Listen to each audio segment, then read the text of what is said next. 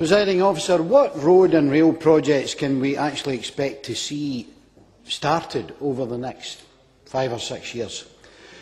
Well, there are the Scottish Government's inherited commitments and the current commitments. And then there's the draft second national planning framework, 8 or 9 big projects in there, not all transport related, of course, that amount, if approved, to outline planning consent, which amounts, of course, to incremental progress of a sort. There are also 29 interventions, the Minister's term, in the Strategic Transport Projects Review.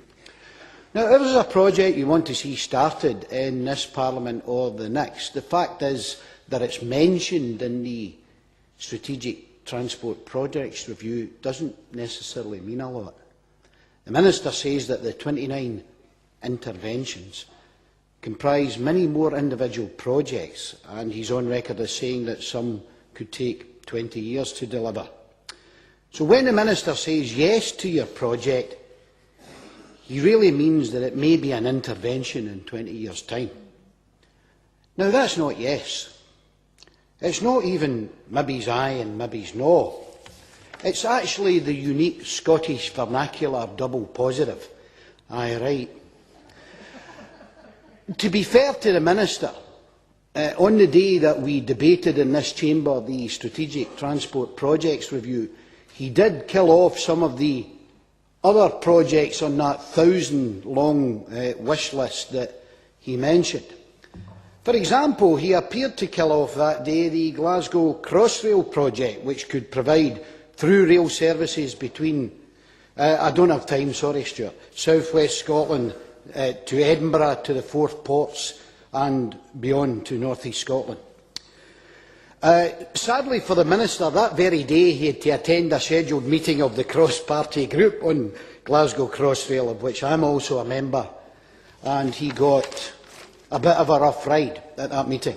He has been subjected to further pressure since, and lo and behold, at a recent evidence session at this Parliament's Transport, Infrastructure and Climate Change Committee, the Minister revealed that the deceased Glasgow Crossrail project actually had a love child, which I call Son of Crossrail. And it needs a new Glasgow Central rail terminal. And he mentioned, it is actually mentioned, but not by name, in the draft National Planning Framework 2 and the Strategic Transport Projects Review document. And incidentally, the Minister also said that another driver of the need for a new central Glasgow rail terminal was that the new rolling stock that he's hoping to acquire will in some respects be too long operationally for the platforms at Glasgow Central and Glasgow Queen Street. And I have to be honest in saying I've got a good memory when it comes to transport. I think that's the first time we had heard that in this Parliament. So for the Minister, far be it from me, Presiding Officer, for me to accuse the Minister of circumlocution or obfuscation, but in the absence of a timetabled, funded 5-year transport programme, he just seems to be making it up as he goes along.